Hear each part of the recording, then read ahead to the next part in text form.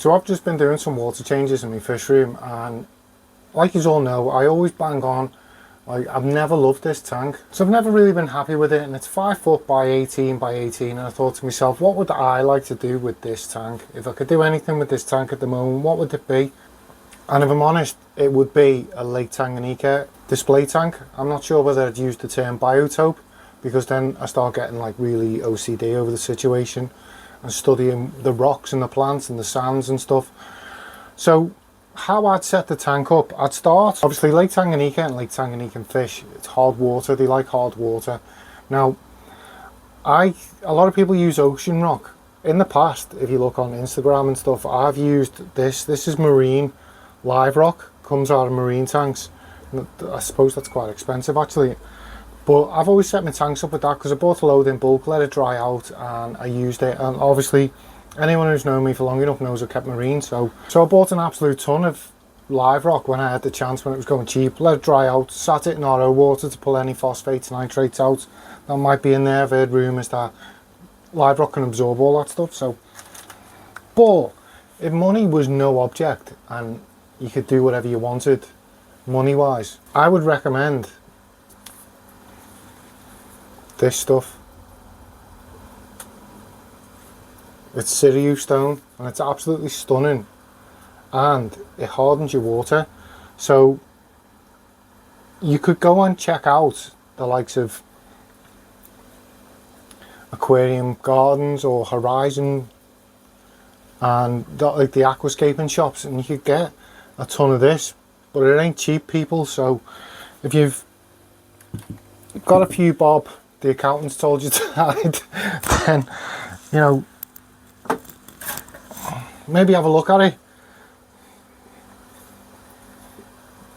And there's some of it you get, it's fantastic, some of it's like not as great as other stuff, but I find if you buy nanoscaper packs, like you get one nice rock in it and a few bits of duddy stuff. So I don't know whether that's a word, but look, I mean, imagine building a 5 foot tank out of that. The way I'd do it is I'd follow the Takashi Amano rule of thirds. You know, I'm going to start on your screen here, the way the wheel, I didn't do it right, like that, and then it goes round and it pulls your sensor. That's what I'd do, and I'd have like, so I'm going to use like this viewfinder as a gauge. So about this high, say like 2/3 the way up the tank, I'd have a rock structure made out of like live rock or Siriu stone or ocean rock if you want, and then that'll give you a nice structure for rock dwellers. And then down the other side of the tank, I'd use maybe 1/3 the height. I'd do a structure like 1/3 of the height of the tank. I haven't gotten on, I've looked, I used to have a ton of them, but escargot shells, I'll put an Amazon picture on the screen so you can see them. I'd use these. Now they'd be around the small rock structure for me, like a little area, and I'll explain why when we go into the 5 fish I'd keep in it. The plants, you can get away with some plants. Jeez, I didn't realise it was that big. Anubias, and oh yeah, it's flowering. Yeah, so Anubias, this is Anubias barteri, get that in there. Cichlids might eat it, they might not. Apparently they don't like the taste of it, my frontosa did. And then get yourself some Vallisneria. Vallisneria loves the KH in hard water. It'll go gangbusters in there, you know. So with cichlids you'll have loads of nutrients in the water because the fish, and you'll have loads of KH because you want hard water, and Val will absolutely fly.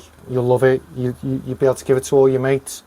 And but don't put duckweed in it. It'll upset your wife, she'll ruin your life, and it's just not fun. So that's what I'd do. I'd set the 2 rock structures up. I'd got a load of Vallisneria in the background. I'd put a bit of Anubias in there somewhere. And with the 2 rock structures, I'd use some sand, and this is only a little bag, you want a big bag. And what I've done in the past is mixed like chicken grit or crushed coral sand into the sand. Gives it a nice texture, look, and it also buffers the water for you, which is ideal for African cichlids. Top 5 fish I'd keep in this tank would be: number 1, Neolamprologus multifasciatus, which is a shelly. I'll call it multi from now on. I'd have that in the tank. That's what the shells are before. You get a little colony going down in the corner. The little bulldogs will absolutely terrorise all your bigger cichlids. And then I'd keep my next cichlid, I'd keep for the rock structure, the big rock structure, I would keep Neolamprologus burchardi, or maybe Neolamprologus pulcher, which is, one's like a silver with blue and yellow neon flashes behind its gills. The other one is a yellow, they call it the daffodil. The burchardi they call the fairy, and the yellow one, the pulcher, they call the daffodil, or the fairy cichlid, depending where you go. So that's two Neolamprologus lulupi. They're an absolutely gorgeous fish. You can keep Julies, similar fish, but I love the contrast between these and the next fish. Now the next fish is, oh, like I absolutely love it. It's the sighted tilapia. I don't know whether I said that right. Sighted tilapia, that's how we say it now. Frontosa. I absolutely love this fish. I kept it for about 3 years. Absolute favourite fish. I love the way it's chill. It's absolutely stunning, and the blues contrast with the yellows in the lulupi. It looks absolutely stunning in the tank together. Last time I kept it, I started out with a community Tanganyika tank, and as the frontosa grew, I removed all the fish from the tank apart from the frontosa and the lulupi. It looked absolutely stunning in the tank. And the fifth fish I'd keep, it's not so much a cichlid, but it does well, and it's a great fish if you want to make some money in the hobby and you've got a spare tank. Set it up and grow out some of these fish. And the fish I'm talking about is, I'm going to butcher the name, Cynodontus multipunctatus. I can never say that word properly. They call it the cuckoo catfish, and it's a little catfish that nails it around the bottom of your tank, does like a really cool shark type swim.